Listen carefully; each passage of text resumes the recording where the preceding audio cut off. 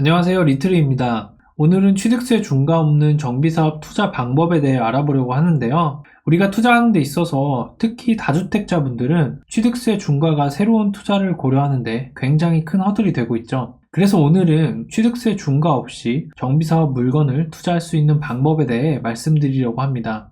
저만의 특별한 방법이 있다기보단 얼마 전 개정된 지방세법 시행령 방안을 정리한 내용인데요. 이 내용이 여러분들의 투자에 도움이 되었으면 싶어서 오늘 영상 제작해봤습니다. 그럼 시작해볼게요. 지금까지 개인이 투자를 하는 데 있어서 취득세 중과를 피할 수 있는 유일한 방법은 공시지가 1억 이하 주택을 매수하는 거였어요. 지방세법 시행령 제28조의 1을 보면 시가표준액 1억 원 이하 주택은 취득세 중과세 대상으로 보지 않고 있기 때문이죠. 그런데 지난 몇 년간 공시지가 현실화 정책으로 인해 서울 수도권 대부분의 지역이 공시가가 많이 올랐죠. 이 말은 공시가 1억 이하 주택이 거의 사라졌다는 말과도 같습니다. 그래서 서울 빌라의 대부분은 공시가가 1억이 넘었고 몇몇 반지하 주택만이 공시가 1억 이하 투자가 가능했죠. 따라서 다주택자가 빌라를 추가로 매수하려면 취득세 중과를 맞으면서 매수를 할 수밖에 없었습니다. 게다가 재개발, 재건축, 소규모 정비사업이 시행되고 있는 구역은 공시가 1억 이하 취득세 중과 배제가 적용되지 않습니다. 그러니까 정비사업이 진행되고 있는 곳의 물건은 취득세 중과를 피할 수가 없었다는 거죠. 그래서 사실상 이미 구역으로 지정된 곳 혹은 정비사업을 진행하고 있는 곳은 공시가 1억 이하 주택 투자 방법을 적용할 수 없었습니다. 그런데 지난 1월 10일 정부의 부동산 대책에서 다주택자가 정비사업 물건을 투자할 수 있는 길이 조금 열린 것처럼 보였습니다. 그리고 3월 26일 날 소형주택의 주택수 제외와 관련된 지방세법 시행령이 개정되면서 투자할 수 있는 길이 조금 더 구체화되었어요. 그럼 그 내용이 무엇인지 그리고 정비사업 투자와 어떤 연관이 있는지 앞으로 자세히 살펴보도록 하겠습니다.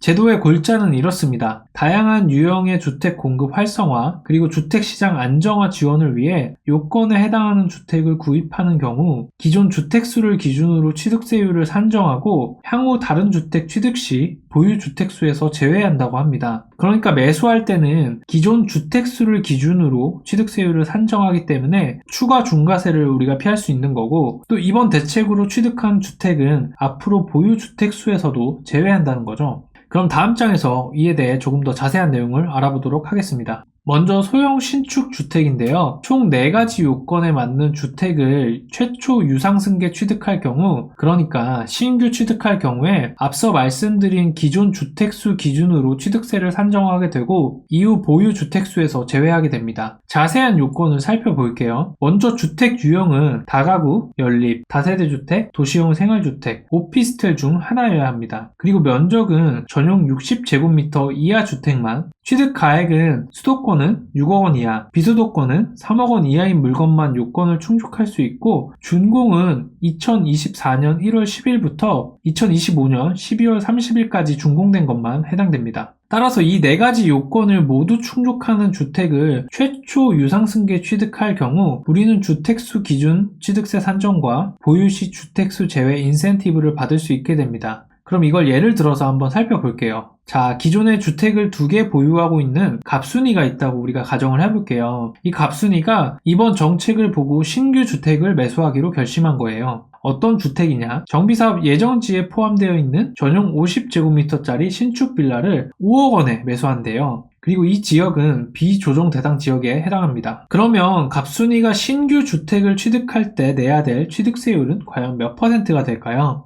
일단 갑순이가 신규로 취득하는 주택은 이번 110 대책 적용이 가능한 소형 신축 주택이라고 할 수 있죠. 왜냐하면 신축 빌라를 매수하기 때문에 최초 유상 취득 승계에 해당하고 면적, 취득 가액, 그리고 주택 유형 모두 110 대책의 소형 신축 주택에 해당하기 때문이죠. 그러니까 갑순이가 이 주택을 매수하게 되면 갑순이는 기존 주택수 기준으로 취득세율을 산정하게 되고 향후 이 주택은 보유 주택수에서 제외될 수 있습니다. 그래서 갑순이는 원래 2주택자였고 신규로 취득하는 주택은 110 대책이 적용 가능한 주택이므로 기존 주택수를 기준으로 취득세율이 결정되기 때문에 갑순이가 내야 될 취득세는 1%라고 할 수 있죠. 자, 그럼 이번엔 110 대책 주택 1개를 추가로 매수한 갑순이가 아파트를 한 채 더 산다고 가정을 해볼게요. 원래 갑순이는 2주택 보유자였죠. 그런데 조금 전에 110 대책에 해당하는 신축 빌라 1개를 더 샀습니다. 그리고 나서 2025년 1월에 비조정 대상 지역 아파트를 또 사고 싶은 거예요. 그러면 이때 갑순이가 내야 될 취득세는 몇 프로가 될까요? 원래라면 갑순이는 지금 3주택자고 추가로 아파트를 매수하게 되면 4주택자가 되기 때문에 조정 비조정 상관없이 취득세를 12% 납부해야 합니다. 그런데 120 대책 주택은 아까 보유 주택수에서 제외할 수 있다고 말씀드렸죠? 그러니까 갑순이는 지금 주택을 3개 갖고 있어도 2주택자로 간주되는 거예요. 그래서 만약 아파트를 추가로 매수한다면 2주택자가 3주택을 매수할 때 취득세를 내면 되는 거죠.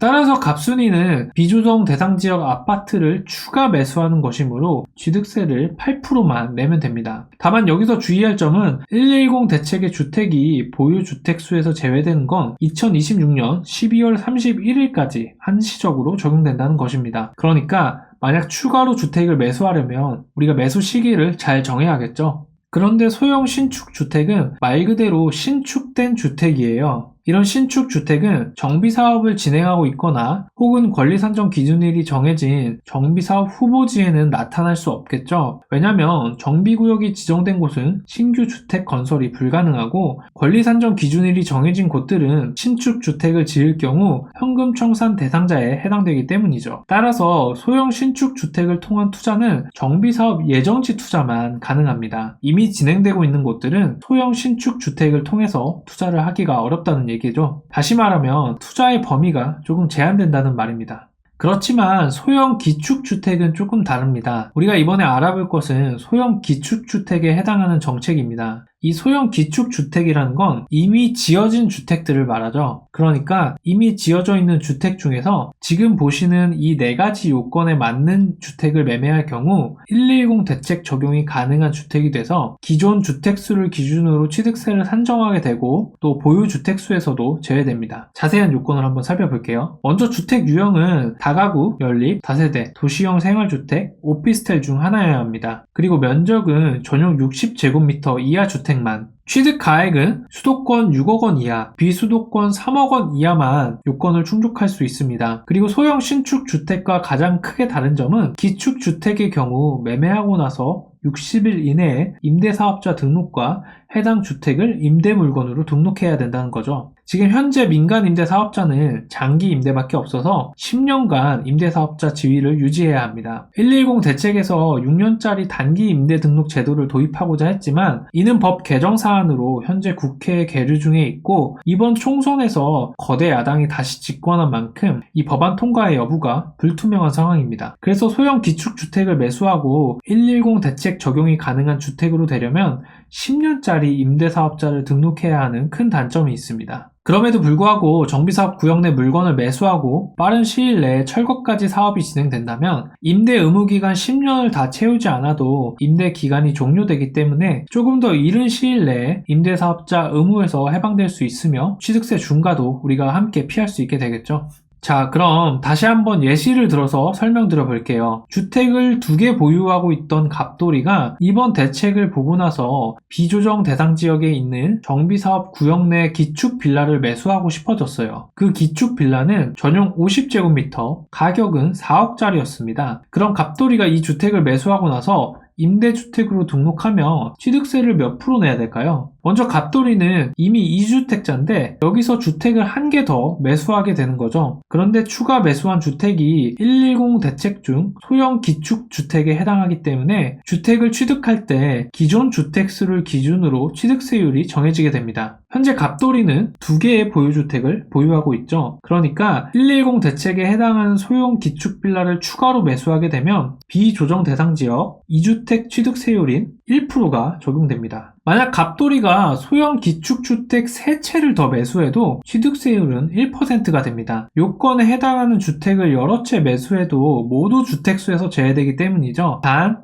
2025년 12월 31일까지 취득한 물건에 한정되겠죠. 그렇다면 가정을 조금 바꿔볼게요. 갑돌이는 110 대책에 해당하는 주택을 2채 보유하고 있습니다. 그리고 2025년 2월에 조정대상 지역 아파트를 추가로 매수하고 싶어졌어요. 그러면 이때 갑돌이가 내야 될 취득세율은 얼마가 될까요? 자, 110 대책에 해당하는 주택은 보유 주택수에서 제외된다고 말씀드렸죠? 그러니까 지금 이 주택을 소유하고 있는 갑돌이는 실질적으로 보유주택이 0채가 되는 겁니다. 그래서 신규로 조정지역의 아파트를 매수하면 무주택자가 첫 번째 주택을 취득하는 경우에 해당해서 1주택 세율 3%를 내게 되는 거죠. 그래서 갑돌이는 조정 대상 지역 10억짜리 아파트를 추가 매수할 경우 취득세를 3% 내야 됩니다. 왜? 110 대책 주택은 주택수에 포함되지 않기 때문에. 여기까지 이해되시죠? 자, 그럼 다시 한번 정리해 볼게요. 소형 기축주택 정책은 정비사업 구역 안에 있는 기존 주택을 매수할 때 취득세 중과 없이 취득할 수 있습니다. 하지만 앞서 말씀드렸듯이 기축주택이 110 대책 주택으로 되려면 취득 후 60일 이내에 임대사업자 등록이 필수로 수반되어야 합니다. 현재는 이 임대사업자가 10년짜리만 있죠. 그래서 이 부분이 아마 매수할 때 가장 우려되고 걱정되는 부분일 거예요. 다만 정비사업이 철거까지 진행된다면 임대 의무 기간을 채우지 않아도 의무가 종료되기 때문에 10년을 다 채우지 않아도 임대사업자에서 해방될 수 있습니다. 이 말은 자유로운 매매가 가능하다는 거죠. 취득세 중과 법안이 통과된 이후 다주택자의 신규 투자는 상당히 어렵습니다. 특히 아파트도 아닌 소형 주택을 중과세까지 내가며 투자를 하기는 쉽지 않은 선택이죠. 하지만 이번에 나온 정책들을 잘 활용한다면 다주택자도 중과세 없이 정비사업 물건을 투자할 수 있는 길이 열렸으니까 이 부분을 여러분의 투자 계획에 잘 활용하면 좋을 것 같아요. 그럼 끝으로 개정된 시행령 중 저희가 필수로 알아야 될 부분을 간단히 정리하고 이번 영상 마무리하도록 하겠습니다.